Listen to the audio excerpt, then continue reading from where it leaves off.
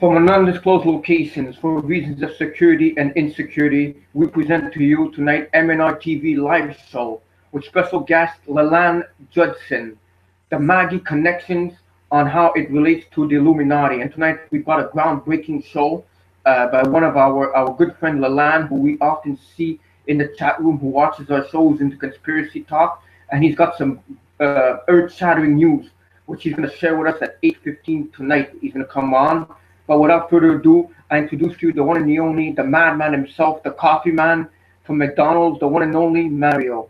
Welcome to the MnRTV Live Show. Are you excited for tonight's wonderful, action-packed show? Yes, and you know what? I'm very excited that it's 9/23/2015, and we made it. We're here, and we were right. Nothing would happen. Bye. I'm very happy. Aren't we happy? Yeah, well, of course, yeah, we made a big show about it, and I totally forgot about it till you mentioned it. I mean, yeah, exactly. We said nothing would happen, and as usual, well, we don't want to toot our horns, but we did a show back in September 2012, and we said that it was called the biggest non-event of the year, you know, biggest false flag, whatever it was called. But we were right. We did the show the day, 2 days before December 21st. In 2012, and nothing had happened, and we called it like it is again, that nothing's going to happen. There's going to be no big meteor that's going to happen. No, but we will touch upon that later on in the news, right? In the news. But in the meantime... This show's been brought to you by the Montreal Anti-Illuminati Task Force. Yes, but in the meantime, this is me. This is who I am. I'm going to be switching on over so that you people out there, you can get to see what you need to see, because there's a lot of things that need to be shown, right? And I'm going to show it, right? Yes. Okay. So let us commence the show, right? Yeah, we gotta start the show and begin, because we've got a heck of a show tonight, and well, that's the idea, doing the show. But yes, we're not doing the show for our pleasure. We're doing the show to we wake up the world of what's going on. Yeah, let us commence. It's the MnR Productions blogspot.ca. It's right there. The beauty, ain't she a beauty? Right? Mm-hmm. And there's our topic of tonight, and I guess Leland's going to be coming on at 8:15, and there if you come on our show, you just refresh, play. You could refresh and click on that, and you'll be watching us live, because this is a worldwide transmission being seen worldwide. And here's our Chatango right there, our beautiful Chatango chat room. And right beside, look, that's when we started officially. It's almost going to be 10 years next year. A decade, yes. Yeah, and I guess we'll get to the pictures of the week, which is on both Google Plus and Facebook, the conspiracy talk, right? So here we are. Let's start. They lied about weapons of mass destruction. They lied. Cambodia, Vietnam, Serbia. They lied about providing Libyan humanitarian. They are lying about Syria, and will lie about Iran. Please wake up. Do you think that these are the same people lying about September 23rd, 2015? Yes, it is. It's all disinfo agents that have infiltrated the truth movement. Mary and myself, we did a big, deep investigation in this, and we've discovered that the truth movement has been infiltrated. Have we not? But they couldn't trick us because we're not into the mainstream stuff, right? No, I'm talking about the Trudeau movement. We've investigated the Trudeau movement, and it's been infiltrated by a lot of disinfo agents, psyop agents. But anyhow, and yeah, we have been lied to in all sorts of things and ways. So that's why you're watching this, because you want to know the truth, right? Well, the people out there. We're going to say the truth even if it kills us, and one day it may kill one of us or both of us. Hopefully not, but you never know. But it's all worth aid. Worth aid. Anyhow, so we've on next. These people. We can cure all world problems and still be mega rich, but we don't care. We work for Satan. So just keep bowing to us. And there's Queen Lizzie right there, the Queen Lizard Elizabeth, sorry. And isn't that Kate Middleton and the whole gang family. But wait a minute. Now people are gonna say, yeah, but how are we bowing to them? Everybody is bowing to them. You know why? Because this woman appears, or the queen appears on the dollar, our Canadian dollar, $20 bill. So indirectly, yeah, we're all bowing to her because we're going crazy working for that $20 bill. a piece of paper that's not worth anything? Yeah, yeah, exactly. So I don't like to bow to her. I only bow to one. That's Christ who died on the cross for me. What has she done for me? Absolutely, f all. So we've on next. Speaking of the dollar, here it is, American one. It wasn't until 1956 this was a U.S. dollar. All the government of the United States of America is not in any sense founded on the Christian religion, as it has itself no character of immunity against the laws, religion, and tranquility of Mussulman, and as the states never have entered into any war or act of hostility against any Mediterranean nation, it is declared by the parties that no pretext arising from religious options shall ever produce an interruption of the harmony existing between the two countries. Yeah, that's so true, isn't it? Yeah, it's like I don't know that us where the Canadians are bowing to the Queen, the Americans are bowing down to what? The pyramid there. But in the end, it all comes down to the same thing. They're bowing down to reptilians. We're bowing down to reptilians. So we've all next. Yes. Instead of buying your kids all the things you never had, you should teach them, right? Are you You should there, teach Rob? them. Yeah, you Yeah, should you should teach your teach them kids all the things that you were never taught. Material wears out, but knowledge stays. They think by buying iPads and tablets and phones and computers and laptops, their knowledge is going to be there. But what do they probably do? They probably use it for their own use, which is not even knowledge, probably just social networking, you know what amongst other. you know what all this technology is leading to, right? Because it's all conditioning kids, so like that they're all going to say, oh well, we want to have these phones in us, we want to be chipped. That's what all comes down to. That's what they're teaching kids, to want to get chipped. Yes, But I don't want this. I've once done it. Well, I live without these phones and technology. I can go through with it half a day and no problem. The only reason I go on is to post up these things. well, I went with them for a whole year back in 2004 or 5, but we didn't have like much internet. I had no cell phone for a week. My phone broke. I had ordered it, and it took a week. And it feels good. But Yeah, instead, in a way, yeah. In a way, yeah. Because when I'm on the subway or bus, whatever, I always have to look at my phone. What's going on? What's going on? Because I'm bored. It's kind of a drug, you know. It's not good. no. It's a poison. That's why I'm trying to get away from all the internet as much. Anyhow, Satan's rule in America is becoming more and more evident. Freedom is swiftly becoming an illusion in the country as the government takes our rights away. Evil and wickedness are bound, just as the devil continues to infiltrate society's way and turns our backs on God. The signs of the times are being revealed, and as time progresses, it will escalate. It sure will escalate, and it's not going to go to anything better, but to something worse and worse and deeper and deeper. I bet you, well, this, again, we're going back to today, the special day today. It's all Satan's doing to make us look stupid. But anyhow, right? Mm-hmm. Rumors of war, that's another one. Okay, here. Debt slave, wage slave, slavery through forced poverty, and prison slaves. What's the difference between all of them? The debt slave, you just think you're free, but you're not. You're in a jail without bars when you're a debt slave, and even a wage slave. We're slaves. We're all slaves. Unless if, you know what? Unless if you're living in a country place where you don't have the internet, where you don't have money, and you're living off the land, you're not a slave. Other than that, we're all slaves. Indeed. So Yvonne, next, look at this. 1945, Hiroshima and Detroit. In 2010, Hiroshima's booming and Detroit's dead. It was the opposite. The lesson: it's easier to come back from a nuclear strike than 5 decades of Democrat control of government. Hmm. I Well have put. no comment about this. This is like this picture speaks for itself.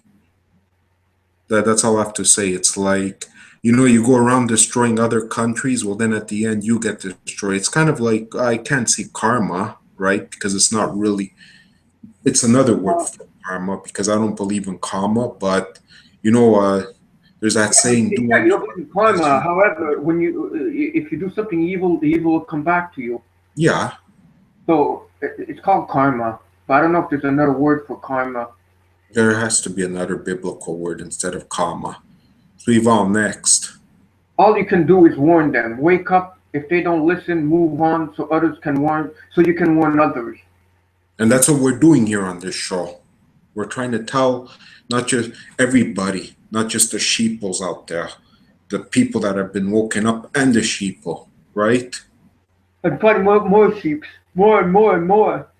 We have to spread the word, make Trust make me, this video bigger. there's a lot of other stuff we could be doing instead of doing our weekly show. But we have to wake up people. That's what we're here for. So share this show. I know. Share it all over. All of you folks. Once the show's aired, all our viewers just share it so other people can. So like that, we can get the word out of what's going on. Many of life's failures are people who did not realize how close they were to success when they gave up. Thomas Edison. This is why we cannot give up on any of all of this because we're probably that close to giving the gold mine, which is telling the world the truth. So everybody wakes up and says, let's stop being slaves, right? Yeah, exactly. Even though I don't know if everybody will wake up because in reality it's not supposed. Well, not the world's gonna be. It's not. The world's not gonna wake up. No, we still got to try. That's why we can't give up. No, we can never give up because we don't know what we could do. Hmm. Corporate profits are at a 50-year high, while unemployment is also at a 50-year high. If this was true, then the rich were the job creators would be drowning in jobs today. Billionaire Nick Hanover. Do you know what this billionaire is? I have no idea. He's Okay. not one of the 13 family, or maybe he is indirectly. Indirectly of the tweaking family, indirectly, not directly, but he doesn't look like a nice guy. He doesn't look like a guy who could go up to him and say, can you spare a dollar for coffee? No, but you know what? Everybody should be having jobs, good jobs, so that they can live. There shouldn't be any poverty. That's the whole point of this, right? I think if you have to work your butt off, at least you should all be living good instead of people that are working and getting sick and having no money, no food, but barely be able to pay rent and God knows what else. And they're struggling. Everybody is struggling. What a shame. Mexico needs another independence. Viva Mexico's independence from false religion and adultery. I don't know what Donald Trump would say about this. I don't know. He'll probably say, keep worshiping them idols. That's what he would say. And then he'd say, let's build a wall with all these idols. That's what he would be saying. So we've on next. Order out of chaos. Order ab chaos. The system was built to fall apart to make way for the one world empire. The truth movement, the real truth movement. Exactly. Even though it's been infiltrated, we got to be careful. See, this is how a real $1 bill should look like. At least it's the truth to the people. It's in your face. You know, the system's going to just fall apart. It's been built that way. That's what I've been saying about the two towers, World Trade Centers. I believe that those World Trade Centers were made to be destroyed and taken down. But that's what I feel. It was all pre-planned. Oops. The only difference between this note and this note is your belief that one has more value than the other. It's true. I know. Who's to say that tomorrow we don't wake up and whoever gave value to this money decide to say, well, you know what, it's not worth anything today. It's nothing. And then all the stacks of dollars we would have, if we have hundreds of dollars bills, would be worth nothing. But you know what? That would not happen because there's a lot of the 1% that needs that money. That's what makes them rich, unless they're living on gold, which I think they are. They want the control. That's the problem. They want control of us all. Speaking of control in the government controls our water supply, our food supply, our medical supply, our media, our armed forces, our police. They have all our money and all of the most horrifying weapons on earth. Do you see anything wrong yet? No, people don't see anything wrong. But there's something very wrong. Well, there's a lot of things that are wrong. That's why we're doing this show, to tell people that there's something wrong. Want to see how people really are. Wait till money is involved. Yeah, I've seen it. Yeah, they're always your friend. They're your best friend. Fully changed. What? They're your best friends, though they're hypocrites. Yeah.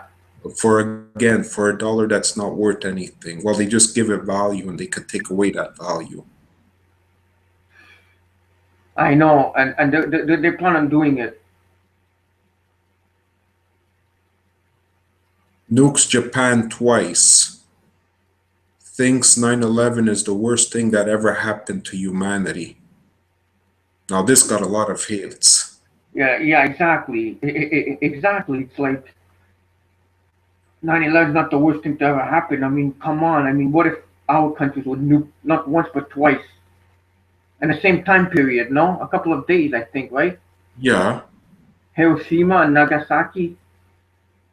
What a disgrace. And look at this. It's almost before Western democracy and after Western democracy. Look at Iran before and after, Libya before and after. Yemen and Syria. Yeah. I know. And then they say ISIS. Yeah, they put the blame on ISIS. Well, yeah, they really did all that. They're really that powerful. It's a CIA creation. And last but not least, the picture of the week is this. Kicks 9/11 shooters out of the show. Thinks jet fuel melts steel beams into a pool of molten lava, then lasts for weeks. And this is Bill Maher. Yeah. And he says that. Now the thing is this is what I kept saying on conspiracy talks, is that us, we don't kick off people off the show, right? Well, when did we ever kick off anybody? But he's doing it, him, because we're intruders and we go with the intruders. Him, who knows his boss? Well, we know who his boss is, right? Maybe George Soros or something. Yeah, and he says, or better yet, your good buddy. Your good buddy. You mean Henry Kissinger? Yes. Exactly. It's a long time we didn't hear nothing from that SOB, isn't it? It's a very long time. I wonder what he's up to. What is he planning? Maybe planning something soon. I'll have to check up on him and see what he's up to. Maybe he's hiding in a mountain or something. Iron Mountain or something. Yeah. So that's the pictures of the week, and it's all found on the Conspiracy Talks, which is right here. Speaking of conspiracy talk, the greatest conspiracy web group on Facebook right now. It keeps growing and growing. There's so much information right there. We see so much. We have 2,279 members. Some of them leave. Some of them get kicked out. And look, we got all these requests. I didn't even see these requests. Yeah, I know, but I don't know if they're spammers or not. I'm waiting for them. We're too busy doing the show right now to check on it. But the thing is, I'm waiting for their names. I wait and wait and wait. If their names don't turn black, that means they're real and I'll add them. But it's tough, man. I hate spammers. And we got a spammer yesterday saying to join the Illuminati. Remember, and I hate that. Yeah, we did, and you did block him. His I name have was to get rid of it. Illuminati. So, and in the future, if you want to watch our show, you just come here. Robert pins it. Just come here. I'll pin once the show's recorded for everybody to see. And And it's gonna be great to have Leland on our show tonight. I can't wait. exactly. So you just click here and the blog will open and you know what to do next. That's important for people to know out there, right? And of course, we show what's happening on the conspiracy. I mean, on Chatango. A lot of stuff going on. I mean, this is how you voice your opinions, right? Yeah. Now you can join both the conspiracy talk and you can join both conspiracy talks on Google Plus and Facebook. But we make sure that you're not spamming because we don't want to spam. We don't want spammers. All right, so let's begin the news. No, here we go again. This was written July 29th. July 29th. 12 things that point to something big happening in September 2015. And you know what? Now it's cool, too cool outside to hear crickets. But that's what I'd be expecting, to hear them cricket sound, because that's the only thing I hear and see what's happening in September. Nothing is happening. People went back to school, and the first three things happened. The Day of Atonement, Jade Helm. I mean, the Pope's visit and Jade Helm, and then there's like the Shemitah, and that went up in smokes. Exactly, and I got some information into the Shemitah. Well, it was all calculated all along and everything. Mm-hmm. In fact, the market went even better than usual that day. But you know what? What went wrong? There was a pattern, and this is the first year the pattern didn't go through. There must be something wrong with that? I know. I just think it's prophetic that nothing did happen. And it talks about Tom Horn, and the Bible has a verse. And Puerto Rico was supposed to be where the comet was supposed to hit. And number eight is pretty freaky, you know, tons of movies and symbolism. But I think all of this was done by the Illuminati to tell us, yeah, this is gonna happen, that's gonna happen, and when nothing happens, the truth movie looks even more ridiculous than ever. It was all planted, pre-programming. Number nine, the same thing. Some French politician or scientist said in 2013 that we have 500 days to avoid climate chaos. Coincidentally, this 500 days ends on September 24th, which is tomorrow. And I doubt it. I seriously doubt anything's going to happen tomorrow. Nah. And in some places right now, we are September 24th, as we're doing the show on a worldwide transmission. So nothing happened. Want the Mahadi in September? The blood moon, I think it's supposed to end. Let's go see. Is the blood moon out already? I think it's going to be September 28th, no? I don't know. I really don't know. But there's something else I want to show.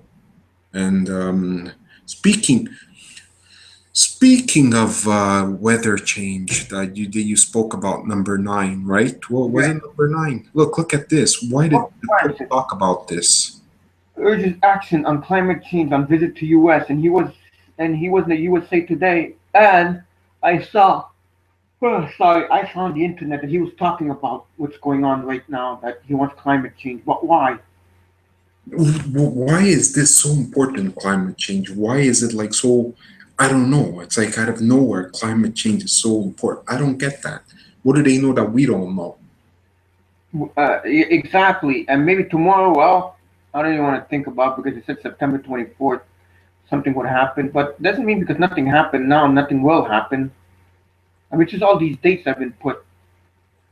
This is kind of like 9/11. No, not 9/11. Sorry, Y2K. And December 21st, 2012. I mean, give me a break. Give us a break. Yeah, but you know what this is? This is like the guy that cries, the sky is falling, the sky is falling. You know, everybody they hear it once before. Oh, okay, the sky isn't falling. Then they get used to, the guy says the sky is falling, never falls. But at the end, the sky did fall, no? One day will, for sure. Now, another thing that caught my attention that nobody ever brought up, and I don't know why. Wait, let me see if I can make it bigger before. Oh, Yeah, yes, I've heard of what this. is Yes, this yes. about? What is this all about? The International Year of Light. It's the International Year of Light and Light-Based Technologies. Could it be that the year of the light, meaning, it's like Lucifer. what? The Year of Lucifer. Yeah. And look at all these symbols. All these logos right there. Light sources, exactly so. Yeah, 2015 is the Year of the Light. And there's also going to be what do you call it, an eclipse, blood moons. And whatever happened, that's like the sun. This is like CERN's CERN, eh? If you look at it. I know. Whatever happened to CERN? Today's sun was supposed to go into full power, and I don't know. And maybe they were going to open up a wormhole or a black hole or something, and we didn't hear nothing of it. No, what the hell happened? This is weird. Maybe they did open it, and God shut it down, didn't allow it.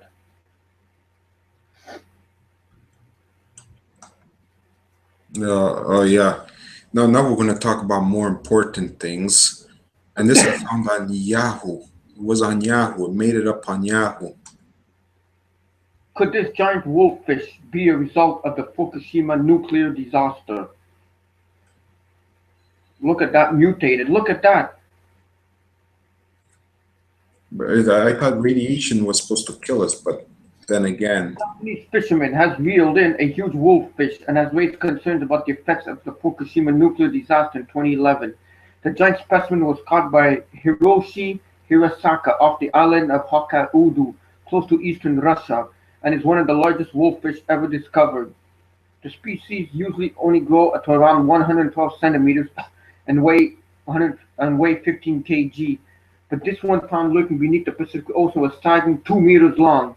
This is about twice the size, and its gaping mouth is large enough to fit a small child inside. Fortunately, these fish only eat crabs and mollusks, but the sight of one of those in the water is enough to terrify any swimmer.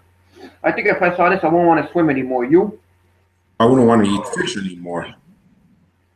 And this guy just grabs it. Yeah, well, Japanese, they got the coliones. What can I tell you to grab these things? So I wonder if this is like a mutation from the meltdown that happened.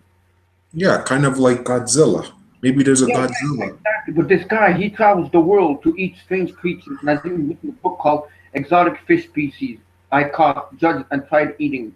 I don't think I want to have supper with this dude. No, and they're saying that there's lots of tuna that got infested by radiation. Let's pray that there won't be a real Godzilla. Well, let's just hope he's a good Godzilla, not a bad one. I know. Now, speaking of, this is a true conspiracy here, right? Or this is actually a fact. Well, conspiracies are facts, but... Secret identity of Georgia Guidestone's founder revealed confirms sinister eugenics-related agenda. Yeah, I read about this a bit. Sinister message of the 10 Commandments of the Antichrist. Derek Dilberg has recently joined by Chris Pinto, founder of the Adulam Films, who discussed a new documentary about the Georgia Guidestone called Dark Clouds Over Elberton, which exposed the secret identity of the mysterious R.C. Christian, the man behind the construction of the Guidestones. Sometimes referred to as the American Stonehenge, the Georgia Guidestones monument, 19 feet 3 inches tall, made 6 granites weighing 237,746 pounds, has 10 guidelines. And according to some of the guidelines, I believe to be the 10 Commandments of the Antichrist. And these guidelines are, well, we can see them. We know this. We've done a whole show on this before. Yeah, but look at the first one, though. Maintain humanity under 500,000 in perpetual balance with nature. So that's got to wonder how the heck they're going to do that.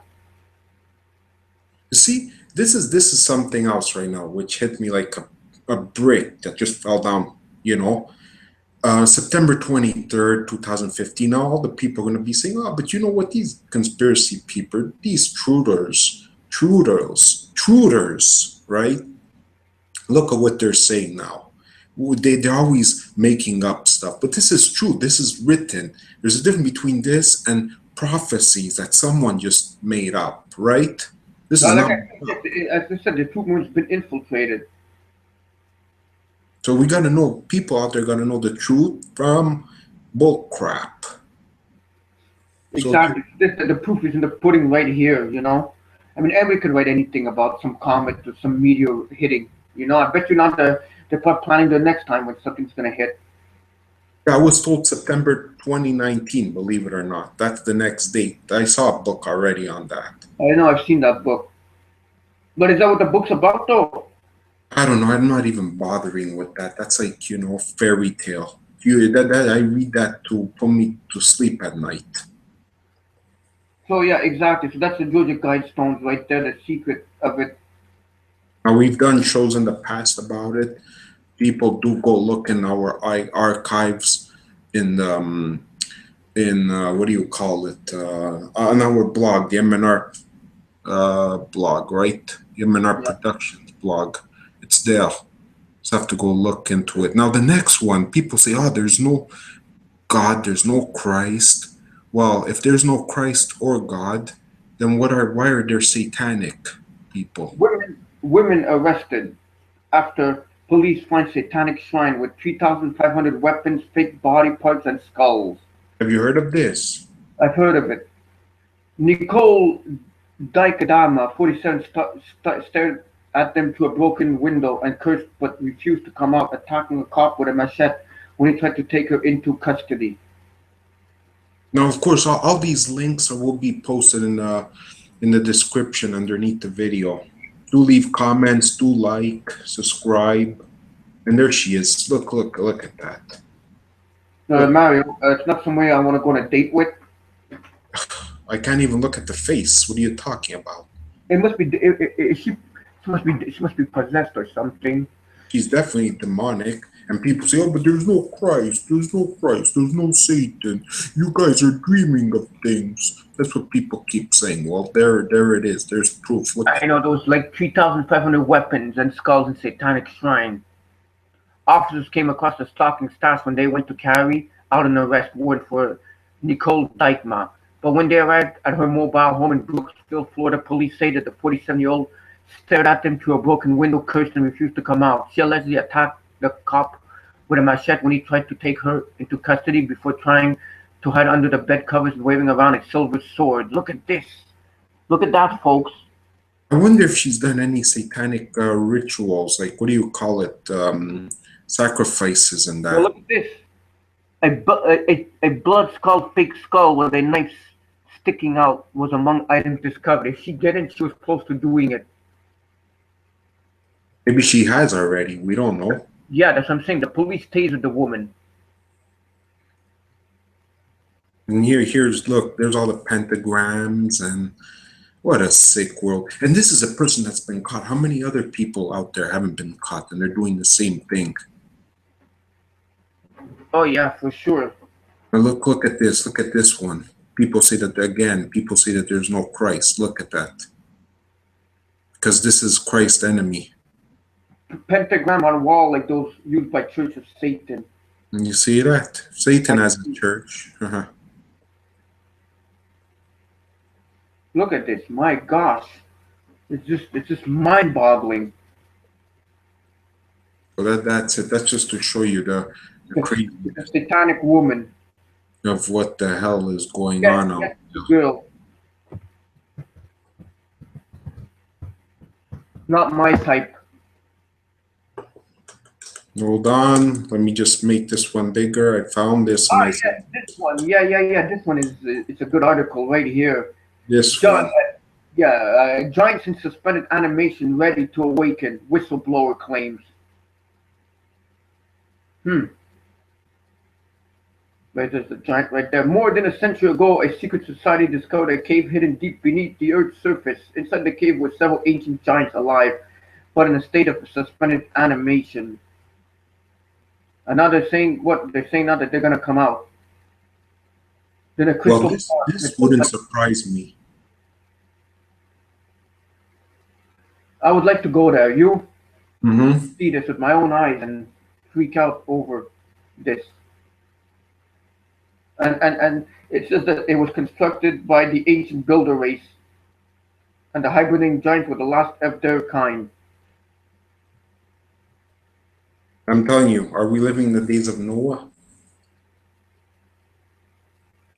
I sure think so. Look at that. Before and after the flood? All the At the time of the disappearance, the civilization possessed technology capabilities that far surpass our own. Our status chambers were a testament to the progress as they employed crystal technology that led out to the flow of time. 30,000 years could pass, but for the capsule's occupant, it would be more like 30 minutes. I've heard of the stasis field. Wasn't that on Star Trek? Mm-hmm. Like we step in one, and let's say we go 100,000 years in the future. To us, it'll maybe seem like an hour. Oh, we've only been here an hour, but it's been 100,000 years. It's some kind of technology, the stasis field. Crazy stuff, eh? That we don't see what's happening. No, they'd rather talk about sports and about the Miley Cyrus and Bruce Jenner than talk about what's really going on. Anyways, I mean, this is interesting. When I saw that, you know how much I like giants and biblical stuff, right? Yeah, you study a lot of giants, and I study like their modern day counterparts, the aliens. Yeah, But speaking of aliens, we're at that time of day where or that time of hour or minute that we wait, talk about. UFO ghost investigators descend on Cripple Creek. How come we weren't invited to this place? I would like it. I would like to, but I don't know where. Well, we'd have to go to Colorado. Some of Colorado's most well-known paranormal investigators made their way to Cripple Creek this weekend to study the unexplained. The group participated in the fourth annual The Spirits of Colorado Convention, Paranormal Convention. The event features ghost hunters, psychic mediums, UFO investigators, and regular people who have an interest in the unknown. Among them, who spoke with Chuck Zukowski, the self-proclaimed UFO nut. Zukowski talked about animal mutilations in Colorado and highlighted a situation that happened in August 2014. This was the largest, most complicated animal mutilation I've ever done, Zukowski said. It took place 13 miles northwest of Wellsburg. About 8 cows died within a week and a half. Zukowski drove out to investigate it. I go in depth within the investigation, he said. We learn as much as we can. I would like to go there. Notice it's Colorado. Colorado is a very interesting place, eh? With that underground picture airport and all that. Well, I heard that they took out all the stuff from the airport. Yeah, well, why wouldn't they? But yeah, for sure. So this is happening on Chitango. Exactly, for sure. The world's really, really, really demonic, eh? I know. I think I hear Trish knocking. I think she wants to come on. Yeah, she's dying to come on. So we're going to go on break, and when we come back, we're going to be having on our very, very special guest, Leland Judsyn, talk about the Magi Connections and how it relates to the Illuminati and its amazing discoveries and a whole lot more. So don't you folks want to go away, because we don't want to go away. We can't wait to hear this. So when we return, we shall have him on the show. Yeah, so don't go anywhere. And here she is. Here's Trish. The Magi are popularly referred to as wise men and kings. The word Magi is the plural of Latin magus, borrowed from Greek magos, 10 as used in the original Greek text of the Gospel of Matthew. Greek magos itself is derived from Old Persian magu, from the Avestan mag, un. That is, the religious caste into which Zoroaster was born, CSNet 33.7. Sruli? Part? Nag? Un? Equals so I can be heard beyond Magi.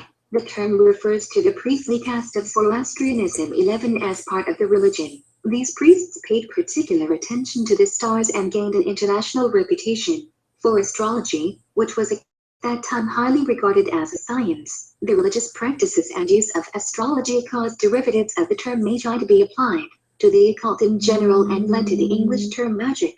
Although Zoroastrianism was in fact strongly opposed to sorcery, the King James Version translates the term as wise men. The same translation is applied to the wise men led by Daniel of earlier Hebrew scriptures. Daniel 2.48. The same word is given as sorcerer in sorcery when describing Elymas the sorcerer in Acts 13.6. 11. And Simon Magus, considered a heretic by the early church, in Acts 8.9. 13. Several translations refer to the men outright as astrologers at Matthew chapter 2, including New English Bible, 1961. Phillips' New Testament in Modern English, J.B. Phillips, 1972. 20th Century New Testament, 1904 Revised Edition. Amplified Bible, 1958 New Testament, an American translation, 1935, Good Spade. And the Living Bible, K. Taylor, 1962 New Testament. Thank you. Thank you very much there, Trish. What could we have done without you? I mean, you know your stuff. Your inspirational, beautiful voice to this show. I know we couldn't have done it without her. That's for sure, you know. And we've got like 3 minutes before our guest Leland comes on the show to talk about something totally mind blowing. The Maggie, and we can't wait for that, can we, Mario? No, I mean, it's like I want to know more about this stuff, right? Oh, for sure. Yes, for sure. And it's gonna be great when he comes on in a couple of minutes on our show. But yeah, so I just want to touch up on September 23rd today. In fact, we've gotten a lot of bashing, have we not? Yeah, but a lot of people, I keep telling them, look at our show. We didn't say nothing was happening. The most we said was what? The economy, which was could go bad. Yeah, could collapse. That's about it. But we never said anything about raptures and comets and CERN opening up. It's a possibility it could have, but we just reported what we saw. But we didn't actually say it's going to happen. We never made no prediction. It's going to happen on this day. Yeah, we're sharing what's happening on the internet. We're giving our point of view. That's what people have to realize. And the thing is, I'm thinking all that they said today about this and that happening was put there, like the dates of the 23rd and all these shows of September 23rd. All these things were planted by the Illuminati. We're just done a psyop just to make us think something's going to happen to people, and then we look, and then if we go around saying, yeah, it's going to happen, then nothing happens, we look more like fear mongers. Yeah, and people like that because then they'll say, oh, we can't give the troop movement any credence, credence or crudence. What is it? Credence, right? Yeah, it's like we can't believe these guys, so let's move on. It's their way to shut us down. But it's not happening because they didn't fool us. No, come on, like the one that said that 33 things that were gonna happen. 33. Only one thing happened. The Pope did go, and the Pope went to. Jade Helm did end, and it's Yom Kippur. Yeah, but what's the point of Jade Helm? Nothing happened. I still don't know. Nobody knows. Does anybody know what the hell happened with Jade Helms? Nothing. Another psyop. I don't know. Maybe a lot of people were afraid. We had made a show about Jade Helm, but we didn't necessarily believe it. We just reported what the possibility of it. So all you people that go on our YouTube and say that we're doomed, we're false prophets and whatever else, we just report the news. Watch our show to see what we say. Don't look into the titles. Look into what we say. Don't judge a book by its cover. Exactly. For sure. Because you're being fooled if that's the case. Oh yeah, for sure. You know, we're just saying that's what they're saying on the net, but us we're saying otherwise. That none of I it. know. We are, exactly. For sure, for sure, for sure. Yeah, I think it's that time where we have to get our guest on. Are you ready? Good idea. Let's call them up. Are you ready? I said. I'm ready. I'm ready. Okay, all right. Let's get Leland on our show. I was always wanting to have Leland on the show. And now's the time. Yes. Yes. Leland. Hey, Robert. Hey, Leland, welcome to the show. Mario and I are very happy to have you on our show. Say hi, Mario. Yes, I don't know if he can hear me, but hi, Leland, finally. Oh, hey, Mario. Yeah, just let me turn the sound settings down on the broadcast. I'm getting a bit of an echo here. Okay, there we go. Yeah, I hear you guys now. Great. So that's Okay. It's wonderful. It's great to have you on our show. We're so excited to have you on our show, Leland. And Yeah, thanks a lot for having me. This is a pretty far out there topic, but I guess your guys' show is kind of into that kind of stuff, so I think I can enlighten some people about some interesting topics tonight. exactly. The more out, how can I say this? The more out of it is, the better it is. You know, we deal with all kinds of stuff, not just Illuminati stuff. You know, New World Order. That's one of the topics. But we like to cover many different subjects. And tonight we want to know what exactly is the Magi and the Illuminati connections and the big discovery that you've done. So, would you care to tell us who you are and what it is that you do? Okay, well, I'm a Canadian, live in Ontario, and I like to investigate different topics to do with the paranormal. And that actually all started when I had my own paranormal experience when I was about 10 years old. I don't know if you wanted to hear about that at all. Sure, go ahead. Yeah, we have time. Okay, well, if maybe Mario wants to put on the first slide a bit later, then I'll talk about that first. When Okay, did so when I you, was about 10 years old, I was going outside with a friend of mine, and we were actually sneaking out of the house late at night. And a lot of people, when they go out at night, seem to have different paranormal type encounters, sometimes UFOs or ghosts or whatever. But my encounter was actually with the light beings. The light beams. Are those like shadow creatures? I've had Well, actually, dealing when I with first that. encountered them, I had no idea what they were. And it actually took me quite a few years of research before I could actually come up with some sort of description of what I think they are now. And a lot of people do talk about them as being angels. And actually, if you go into the Magi text, they call them the the Amesha Spenta. So there's actually a term that goes all the way back to the Magi that discusses what these light beings are. And that's actually how I started researching the Magi. Okay. Oh my gosh, I feel bad now because I've been calling him the Magi instead of the Well, Magi. there's a lot of different translations out there, so I don't really think it's really that big of a difference. Okay. Good. So carry on. Okay, well, maybe if Mario wants to put on the first slide that I got ready for tonight. All right. I think it's up. Okay, well, if the slide's up there, they should be the one with light beings. Yes, it is. Okay, so yeah, it turns out there was a movie that came out a few years ago called Knowing.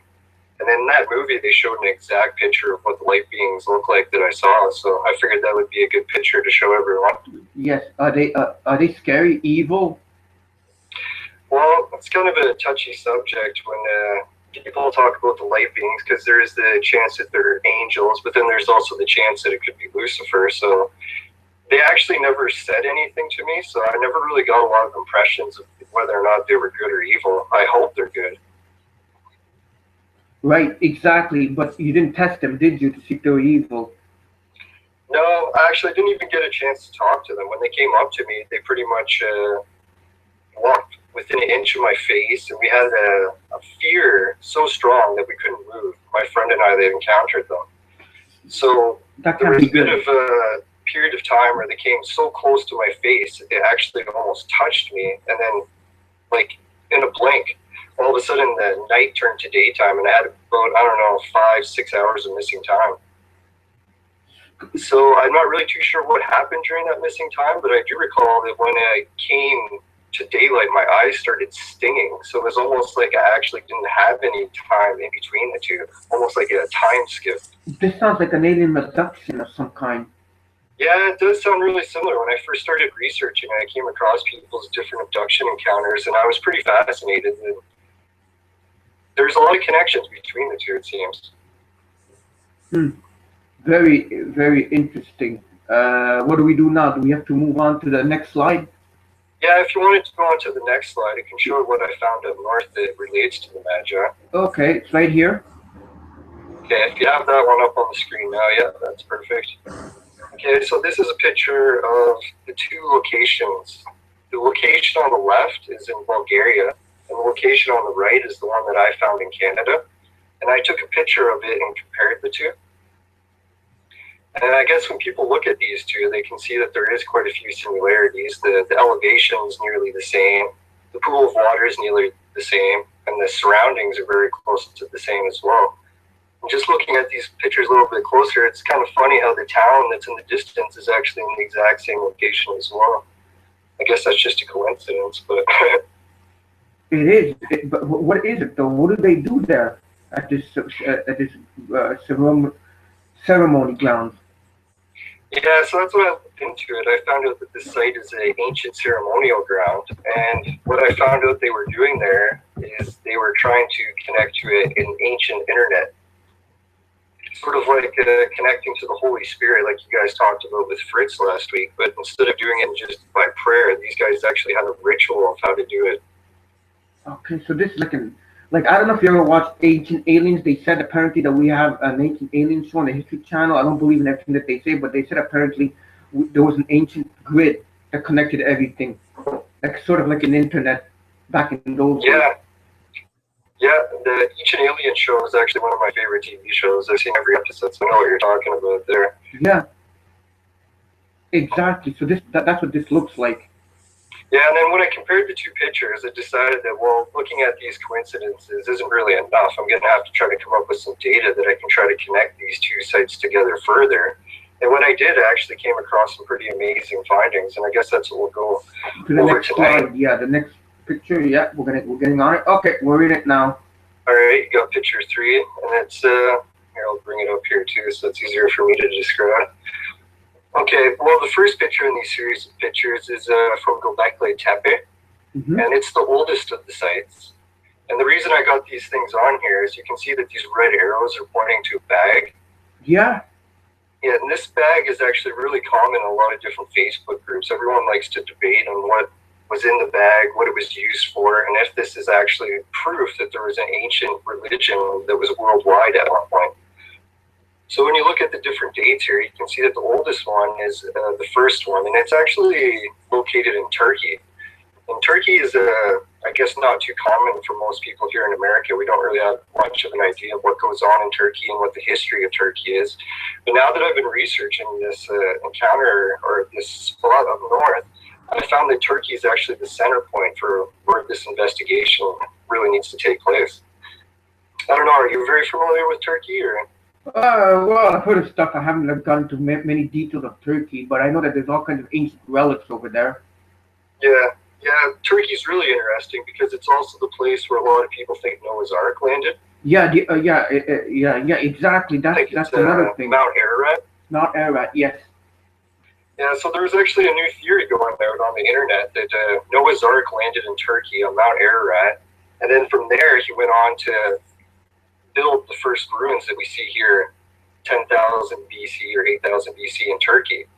So that's kind of where an ancient connection comes in. And what I found when I was going to the top of the mountain, I had to use that bowl with water in it for the picture, and I had to take a bag with me and carry water and pour it into it. So that's actually where I decided that maybe that's what these bags were used for, is they were refilling these pools, sort of like holy water. Okay, and if we look at, say, picture number 3, what is that? Who is that? It looks like some kind of a winged demon. Yeah, these guys with the wings are considered the angels or the caretakers by the ancient Magi religion. I should probably just clarify too, saying the term Magi is actually kind of a generic term. It covers a whole bunch of different, I guess, ancient religions, and grouping them all together is kind of like grouping, say, Christians. You know, there's different denominations of Christians, Catholics, or Roman Catholics, or Orthodox, and some people just call them Christians, and it's like a generic term. So that's what I use a generic term for these guys. They're all Magi as the ancient religion of the Magi. Okay, so yeah, so there's one from Assyria, one from Armenia, one from the Olmecs, one from the Maya, and one from the Toltecs. And I think it's pretty amazing that all these guys have the same bag. And a lot of people say these are different cultures and a different religion, but I think this picture shows otherwise. So all these Magi, are they all like extraterrestrial beings? Well, that's the thing. A lot of the ancient cultures that talk about when the Magi came to the Earth, a lot of them did say they were from the stars. But I'm not so sure if it's really the stars or interdimensional thing. I think it could be one or the other. Okay. Wow, this is fascinating. Okay, so I guess maybe we'll go on to the next picture. This is where it gets into the conspiracy-related stuff, so you guys might like this one. The Ahura Mazda.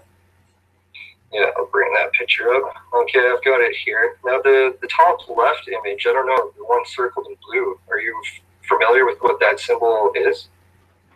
Well, it's actually Zachariah Sitchin. I don't know if you've heard of his. I've heard of him, but I don't necessarily agree with everything he says, you know? Yeah, that's actually where I came into a problem too, is that Sitchin was saying that this symbol here circled in blue is the symbol for Planet X, and it's the symbol for Nibiru and that sort of thing. Right. And I found that conflicting with my research because it's pretty clear that that's not the symbol for Nibiru, and that's actually the symbol for an ancient god. And the Zoroastrians gave him the name of Ahura Mazda. And this connects to the Freemasons. Yeah, and that's when I just started to research some more stuff on Ahura Mazda to see if I could find any connections. And one of the first results that came up is a new book that's been released. It's one of the Freemasons' texts. And this book was actually illegal to sell, and no one had it for the longest time. And it wasn't until the internet came out that we're starting to get some of this information. So when you can see the title of the book is actually called Ahura Mazda, The Secret Meaning to Freemasons. And it's by Albert Pike? Yeah, Albert Pike is actually one of the world's leading, well, he used to be, he's dead now, but he was the top-ranked Freemason, and his grave is actually placed in the, I know you've probably seen it before, how Washington, D.C. has a weird layout. Yes, I have. We have.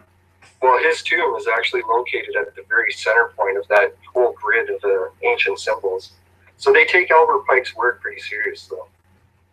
I can imagine, and I don't think it's anything too good. Yeah, and I actually bought Zachariah Sitchin's books to find out why he was calling this symbol Planet X. And I came across in his last book called The End of Days, book 7, on about page 180, he lists that he actually knows that the symbol is for a god named Ahura Mazda, but he thinks that it could also be Planet X. So there's kind of a weird situation there. It almost sounds a little bit fishy because I know a lot of Freemasons weren't allowed to disclose the reason for their secrets. And I'm not saying that Zachariah Sitchin was a Freemason, but it kind of looks suspicious to me there. Unless he was a whistleblower. Yeah, that could be too. There's also the case where a lot of this research is brand new. Like a lot of stuff that we're learning about the Magi just wasn't out there, let's say 20, 40 years ago. So when he started his research, he probably was guessing at that point. Oh, yeah, exactly. For sure. So maybe later on he was able to change his opinion and admit that it might not be Planet X in his book, and that was pretty awesome that he did that because it helps my research as well to know that he did know that it was also the symbol for the world's oldest god. But where is this Planet X? When is it supposed to come? We've heard so many stuff. I haven't really followed too much of the Planet X research. Like, I kind of got caught up in other stuff, and I don't really get into the end day stuff too much either. I think a lot of that was supposed to happen in 2012, and it never came to pass. So. No, it never came true. It never happened. Well, we're still here, you know. Unless the year 2012 is like a couple of years. How can I say this? The calendar's off by a couple of years. That's the only thing I can think of. Yeah, it could be still, I guess. Yeah, and then the picture on the left next to the Freemason book shows winged disc symbols across the world. There's a couple in there like Egypt and I think Sumerian. Couple other ones, and it shows how it's basically the same symbol used by the Magi across different cultures back in the olden days. So I think that's more proof that the Magi religion was actually worldwide at one point. Okay, yeah, maybe we could go on to the next slide. Yeah, for sure we will, because they look similar. Yeah, it's the key when I was tracing this Magi religion is they have three basic symbols. Well, they probably have a few more, but one is the winged disc, another is the tree. And I guess this next slide will talk about the tree. And I actually found an interesting connection here is that in the Bible, they have the story of Adam and Eve and the tree and the serpent and forbidden knowledge. I'm sure you've heard of that before, right? Oh yes, I have many times. But a lot of people use this as a reason to say that the Bible is fake and that this story is just too hard to believe and it sounds like a myth. And I can see why people say that. It's because now that I've looked at the original of what it's based on, you can see here that on the left and the right, if you compare the two images, it has a sacred tree in the center, and the little ribbon that comes down from Ahura Mazda is actually referred to as a serpent of knowledge. So when I put them over top of each other, I was like, wow, maybe this is the tree that the Bible was talking about the whole time. That the Magi connection is what really explains it. Meaning that this was the knowledge we weren't supposed to get, that they've released. Yeah, I went out and bought a copy of this book that it's describing, the book Secrets of the Gods that the Archangel within Kabbalah gave to Adam. And it contains astrology and knowledge about the tree of life. And this book is actually really fascinating, but a lot of the things I'm looking at are just the pictures because it's still in Hebrew and I don't speak Hebrew. But the pictures themselves matched up enough that I was able to make the connection. Were you able to buy these books easily, or were they hard to find? It's funny you say that. I actually went into a few different bookstores and tried to buy them. And in a lot of cases, people told me that I shouldn't be buying them and that it was just not something I should get into. And I was like, well, that's kind of a weird response to have when you go into a bookstore. Yeah. So what I did instead is I just went to Amazon. And Amazon didn't have any problems. They were able to sell them to me. So you mean they had these books in these stores and they didn't want to sell it to you? No, what it was is they had access to the books. They didn't keep them in stock, and they suggested that I didn't order them.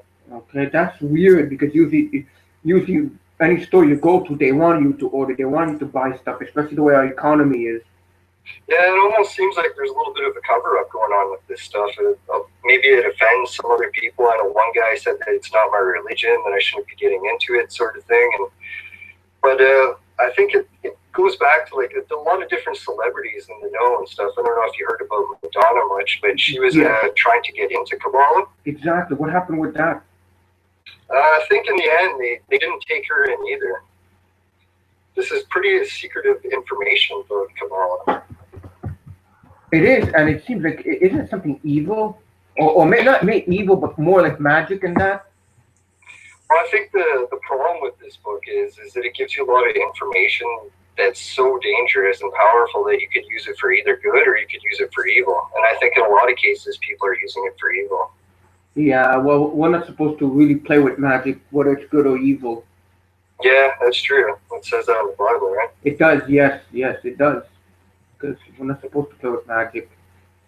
All right, so I guess we'll go on to the next slide. And the next slide that I've got here is a collection of those trees that I found across the globe. And it's actually another person made a picture and shared a few pictures with me on Facebook.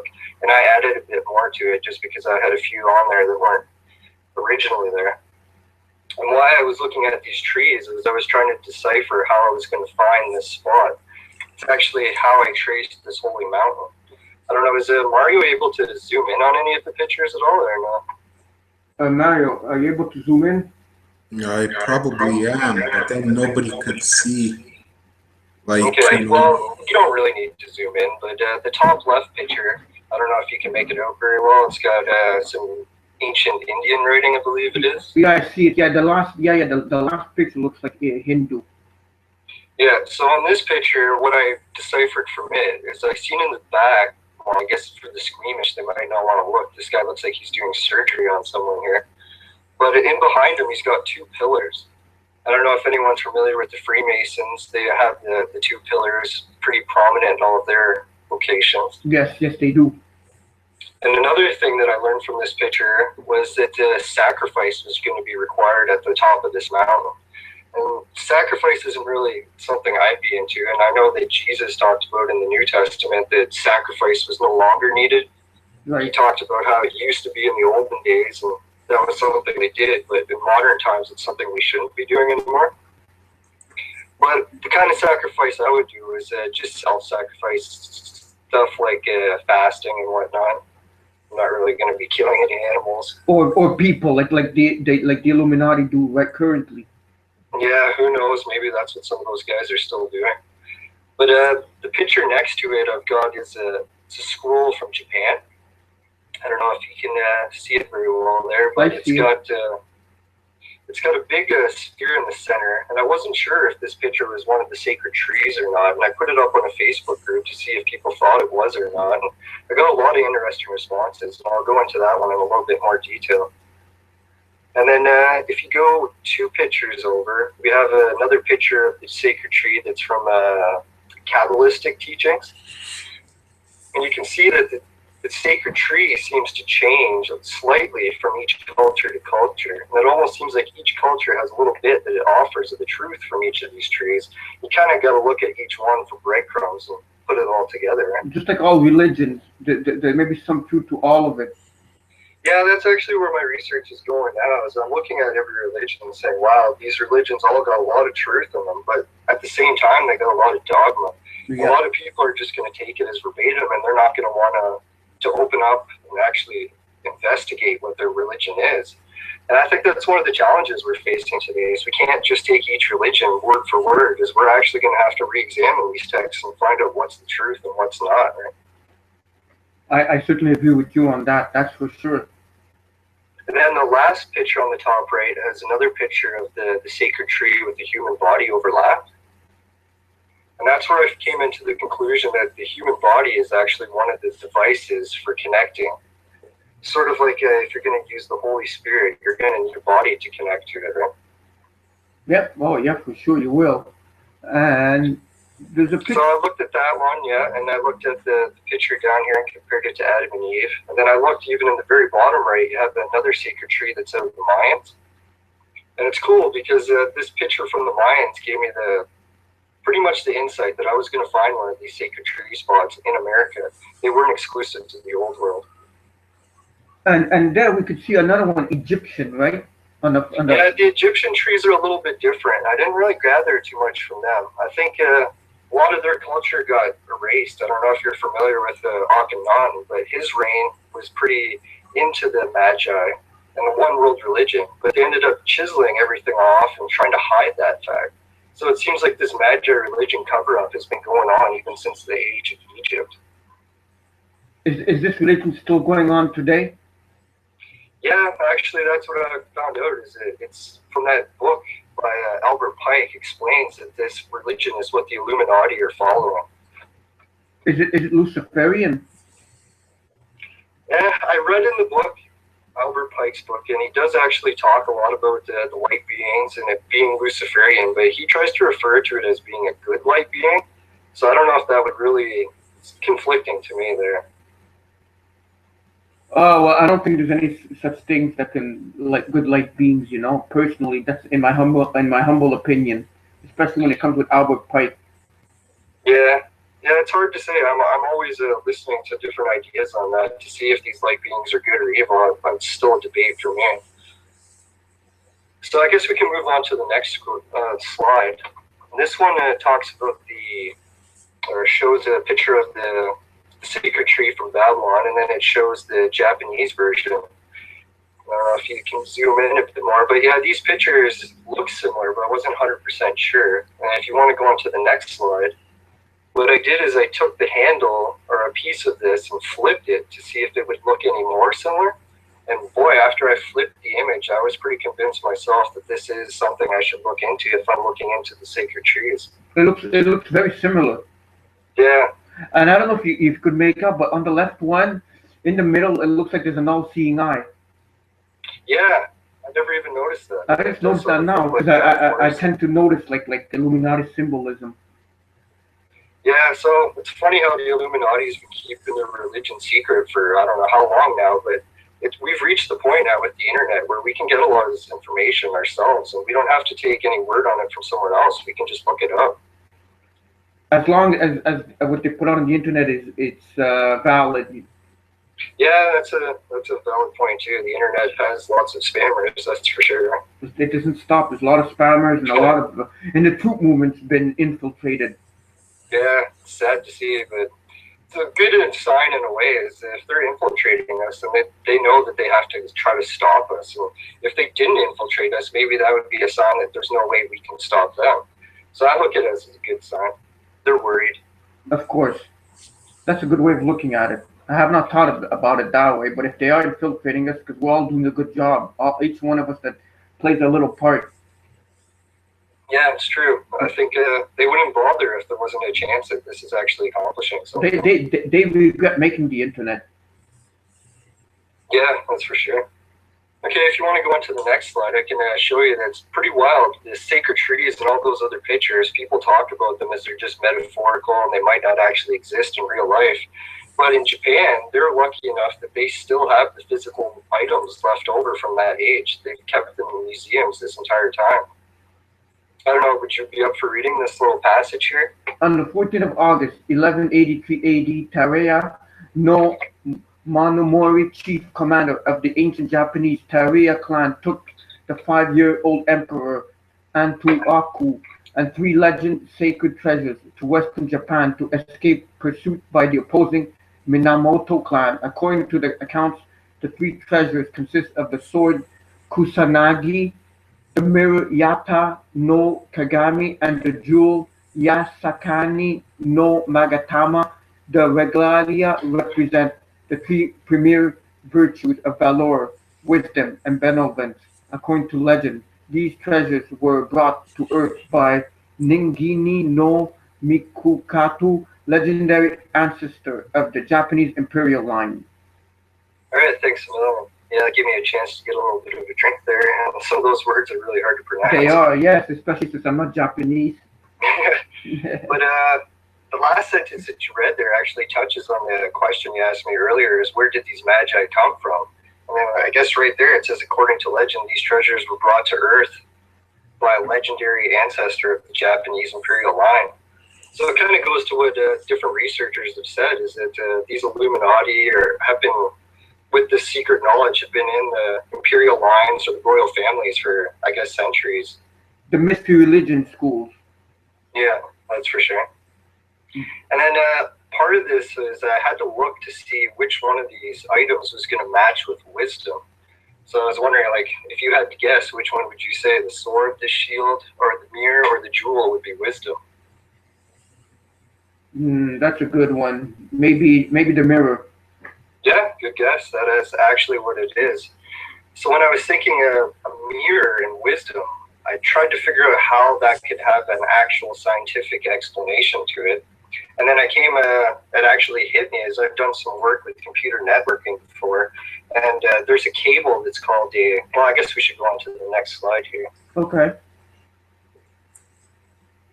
Yeah, there's this picture on the top shows that the cable that I'm talking about in different computer networking situations. And basically what it is you have 2 types of cables. One's a straight through and one's a crossover. And the straight through cable is just like, say, if you looked at something, looking directly at it. But if you have the crossover cable, it actually mirrors the information. And it takes something that normally the computer wouldn't be able to process and makes it into a usable signal. So when I thought about the mirror and wisdom, I was thinking, wow, isn't that a coincidence that mirrors can create the same effect that a crossover cable does? This is truly amazing. So like the crossover cable would be like it mirrors the information. Yeah, it's like we're talking about an ancient internet here that's existed, I'd say, as old as the universe itself, and it's used by the Magi. And the way that they used the mirror to connect is they actually had to have a star. Well, actually, I should back up a little bit here. Is when it comes to internet, there's usually a few basic different kinds. You got your wireless internet, you got your cable internet, and then you got your fiber optic internet. And I guess, do you know which one is the strongest? Or the fastest? What did you say? You said fiber optics? Yeah, fiber optics is actually the strongest or fastest internet connection that exists. So that's why I started to think that, hey, a fiber optic network is what this universal internet is going to be based on. We can't just plug into something. We're going to need light to travel extreme distances in order to get these signals. So part of that theory is I was thinking, well, if I'm going to take this mirror and shine it at a connection point, I can't just shine it at any star that there's in the sky. I doubt that the internet connection is going to be connected to every single one. So what I did is I looked into the ancient texts and the different Magi resources and to see if any of them pointed out to a certain star that they were using to connect.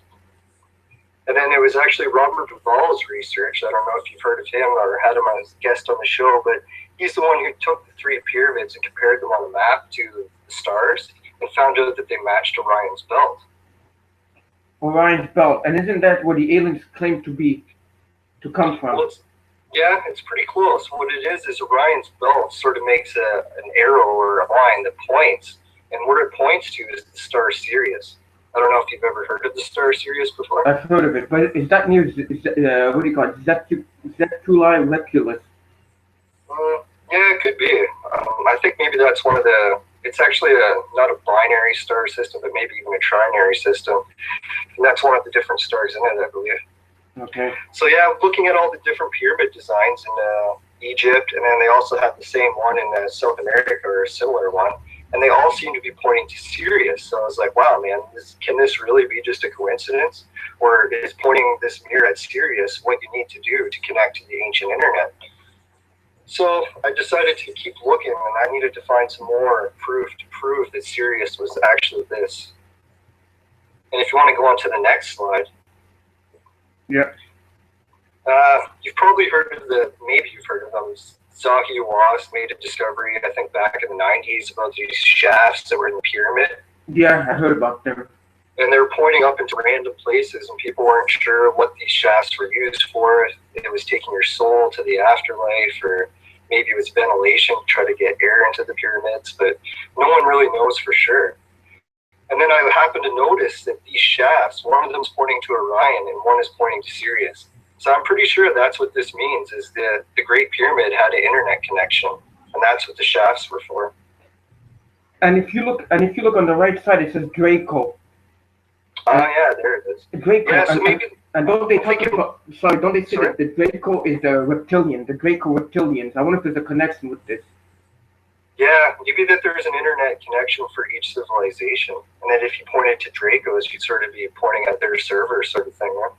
Exactly. I'm sure that the whatever you want to call these beings, I'm sure they have some kind of internet connection, internet going on, maybe universal or whatever you want to call it, galaxy internet. And what we have here on Earth is just mimic. It's just a little internet compared to what they can do. Yeah, it's I was thinking on Ancient Aliens, man. They should really talk about that, because we always say that these ancient peoples had all this advanced technology, but we always seem to skip the idea that they had an internet. And I heard about the Akashic Records, which is this ancient hall of records that can be accessed anywhere and has the knowledge of the entire universe. So that kind of gave me the clue that, hey, there is a universal internet, and it's only a matter of time before people learn to reconnect to it. But are we supposed to connect to these things? Yeah, that's another good question, is if connecting to this knowledge is really forbidden for us as a species, and maybe it gives us all the answers to life, and maybe that's not the point of our existence, to get the answers to everything. We're actually here to try to figure them out. I'm leaning more towards we're not supposed to go into these things, look into these things, even though I always do look into all kinds of stuff. Yeah, it's always an ongoing thing. Because the thing is, sometimes you might unleash something looking into it. Yeah, Pandora's box, right? You don't want to open it, because if you do, then you can't close it, sort of thing, right? Exactly, for sure. Yeah, and if you want to go on to the next slide, I just got one last thing here to talk about the Sirius connection. And I think you have it up there now. It's we do. A couple of fish guys. Yeah, they look like fish heads or something. Yeah, it's funny how Susie from Chitango mentioned it earlier today. She was talking about how the Pope wears a fish-looking type hat. It's true. And look at that one, the one on the right. Yeah, he almost kind of looks like the Pope. Yeah. No, it's these fish hats are kind of funny, because I don't know if you've ever heard of. There's an ancient culture in Africa that has a fish god. Have you ever heard of that before? No, I haven't. Yeah, it's an ancient tribe called the Dogon. And it's funny, because the Dogon are actually still in Africa, and I forget how many they number, maybe over 100,000 even still. And their god was actually this fish god. They don't have a picture of him, but I put up a Sumerian picture of the fish god instead because I figured it would be a good representation of what these Dogon people took as their god. And the reason I researched the Dogon is because their basic, I guess, mythology involves the star Sirius. And I thought that was pretty amazing that a tribe in ancient Africa had information about the star Sirius, right? They must have gotten their knowledge from the ancient ones. Yeah, they actually talk about where they got their information. They say that they connected to the people, I guess, or maybe they connected to the ancient internet in Sirius, and they got all this information, and they had so many details that the explorers that first contacted them were stunned and amazed at the details they gave. Because not only did they talk about Sirius, but they knew how many stars were in the system, and they also knew their orbits. And that's pretty impossible to do up until, I don't know what it was, the 1980s maybe, that we rediscovered Sirius. Yeah, I think it was around then.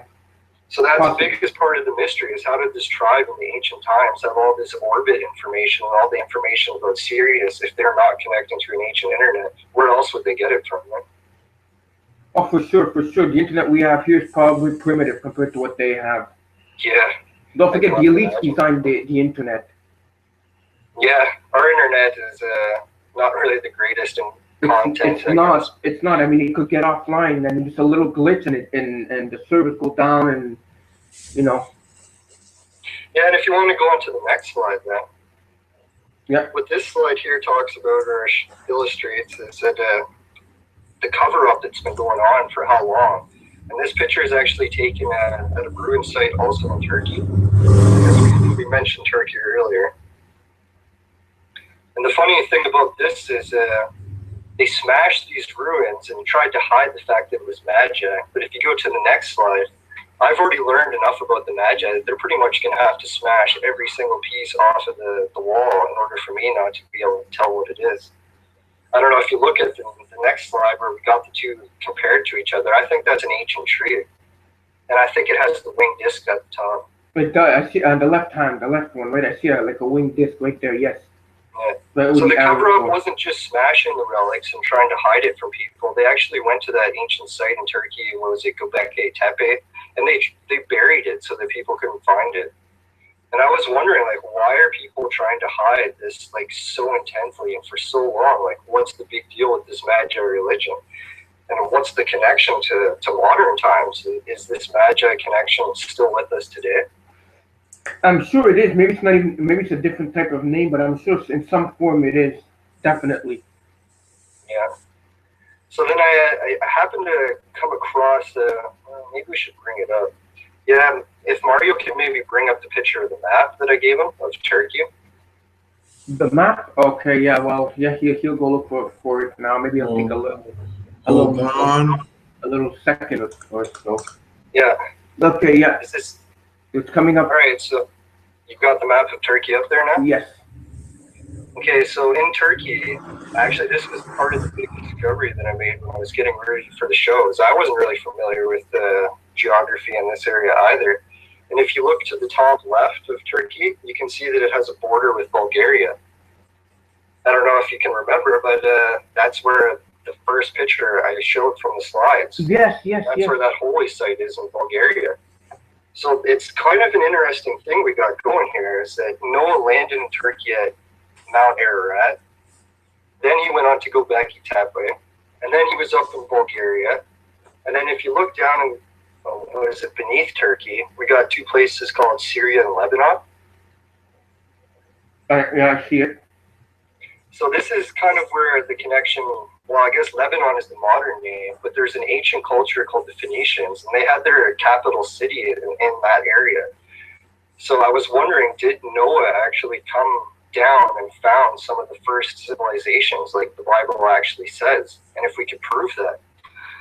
So what I did is I looked at some of the linguistic evidence to see if there was like a common thread for names. And I looked at a list of Noah's grandkids. I don't know, you've probably heard of a list of Noah's grandkids, but it goes in one ear and out the other sort of thing, right? Yeah, well, the grandkids, yeah, for sure. I mean, there's so many names.